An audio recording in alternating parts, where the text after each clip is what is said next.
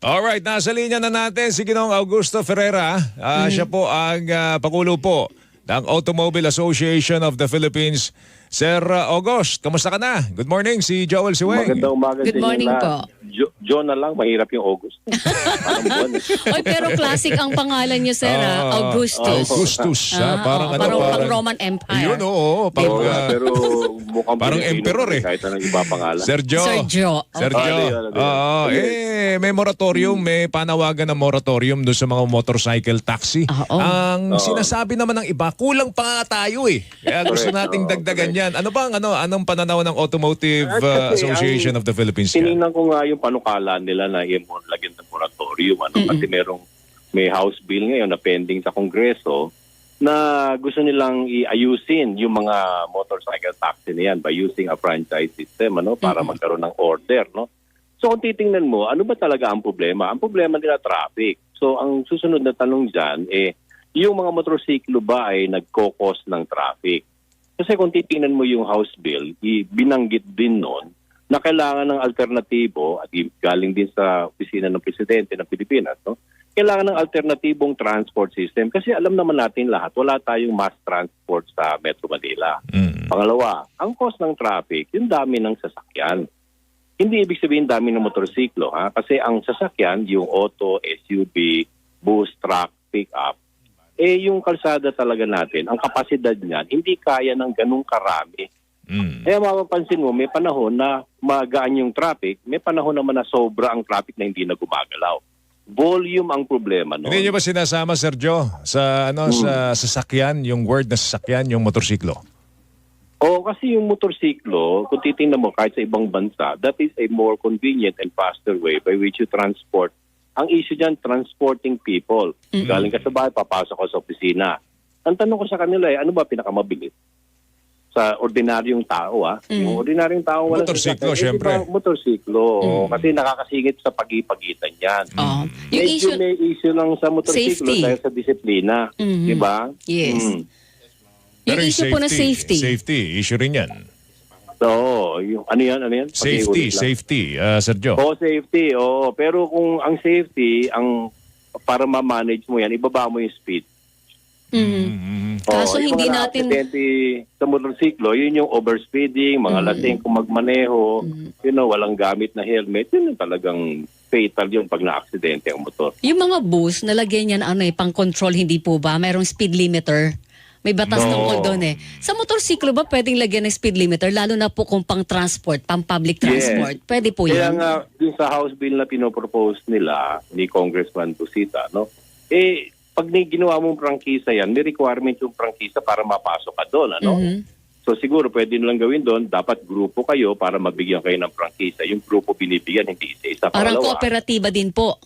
Oo, pangalawa, may requirement. Halimbawa, yung speed limiter can be a requirement for you to be given a right to transport people. Kasi nga, ang kailangan ang mindset dapat ng gobyerno is paano natin palalaganapin yung safety ng nakasakay sa public transport. So lowering speed, pinag-aralan na yan ng kung sino-sino magagaling na tao. Lowering the speeds will eliminate or if not, reduce dramatically yung aksidente. May kasabihan nga, di ba, speed kills Totoo yan. The speed that thrills is the speed that kills. So, bababa lang natin yan. Okay. Sergio, dun sa mga binanggit mo na, ang dating sa amin, okay ka sa moratorium pero hindi sa motorsiklo. Tama ba? Okay ako hindi ako okay sa moratorium. Okay. Kasi mababawasan yung yung mga oportunidad na makasakay ang tao para mas mabilis. Ang sa akin, it has to be made safe. Ayun, ligtas lang. Igabigyan natin ng prangkisa, gawin natin. Nakita ko nga dun sa House Bill na may requirement na pagkakasama ka dun sa motorcycle taxi, every year, kailangan mag-seminar ka. Every year, kailangan nagsiseminar ka. So, ibig sabihin nun, magtataas ang antas ng karunungan ng tao. May continuing training sa kanila, ganun. Correct. Yun ang kulang sa mga salbahe na, sinasabi nga, tawag nila, mga kamote driver. Yun ang kulang sa kanila kaalaman kung paano. Kasi ang enforcement, I went to one particular country, sabi ko sa kanila, ang linis ng bayan ninyo, bakit? Mataas pa fine dito? Sabi nila, at saka enforcement, hindi. we decided as a country that we will discipline ourselves in cleanliness. So hindi kailangan ng batas, kundi ang problema natin sa trapiko, yung ugali ng tao, gustong mauna lagi. Totoo yan. Nakapakasingit eh. Yung singit mentality, doon tayo nagkakabuhol-buhol eh. Ang problema, Sir Joe, yan ang mentalidad ng, hindi lahat, pero marami sa mga nagmamotor. Kasi nga ang mindset nila, maliit ako, kaya ko sumingit. Oo, kaya makikita mo, nakalagay sa batas, kaya pwedeng tanggalin ko yung prangkisa sa'yo kung hindi ka disiplinado. Oh, di ba? So, gayon ang ginagawa ng gobyerno, I am all for it, no? They're trying to put a law, batas na ito, na kailangan disiplinahin mo ang sarili mo sa kalsada. The way you use the road is very important. Oo. Sir, Because it affects other people on the road eh. meron na raw po tayong 45,000 na motorcycle taxi. And kayo sa inyong organization, pabor pa po kayo sa plano ng gobyerno na magdagdag ng 5,000 more? Ang ano kasi, pag sinabi mong prangkisa, the government's responsibility is to determine ilan yung appropriate na sasakyan sa kalsada na ito. Kasi titingnan nila ano yung kapasidad ng kalsada na tumanggap ng sasakyan.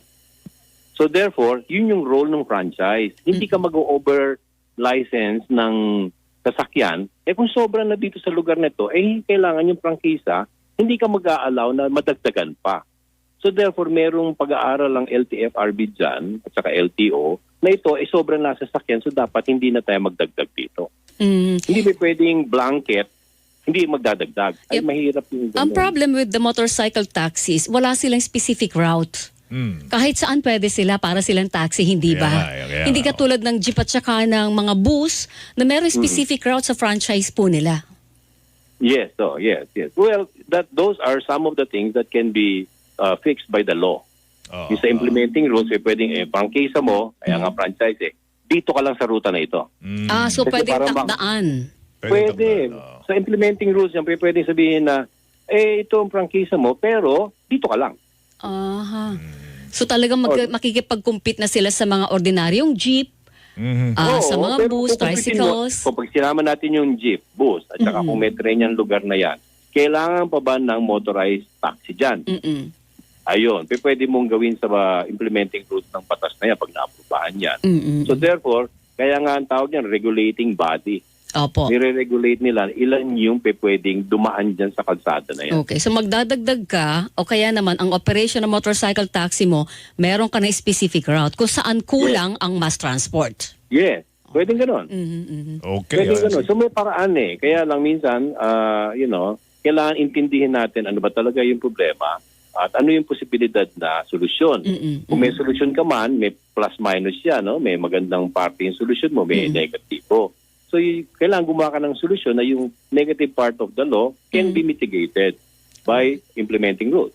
Alright. Sir Joe, malaki maitutulong na mga impormasyon binahagi mo sa amin Sir, thank doon sa you. paghubog ng batas. No? So, Hanggang kasi ngayon, lahat tayo nasusuya sa traffic di ba? Totoo, naku naman. Sobra. Talaga naman. Late ka na sa meeting mo. Sabi ko, hindi ako aabot sa meeting mo. Ang solusyon dyan, sinasabi ko sa karamihan, umalis ka ng mas Maaga. maaga. Totoo naman Huwag yan. mong isipin na isang oras pa lang, yung panahon ng pandemya, isang oras pa lang nasa opisina ka na. Naku. Hindi na po, wala na po yun. Gawin Totoo yung yan. isang oras. Mas at malala na kalahati po kasi ngayon, dalawa. pre-pandemic, ang ating sitwasyon sa traffic. Mas Totoo malala yan. na ngayon. Correct. Sir Joe, Tama yan. salamat. Bumalik na. Mag-ingat Yung ka. traffic. Thank you Sir, thank you. Morning. Maraming salamat. Bye-bye. Bye-bye. Thank Si you. Ginoong Augustus Joe Ferreria. Siya po ang Pangulo ng Automobile Association of the Philippines, mga kapuso. Ayun.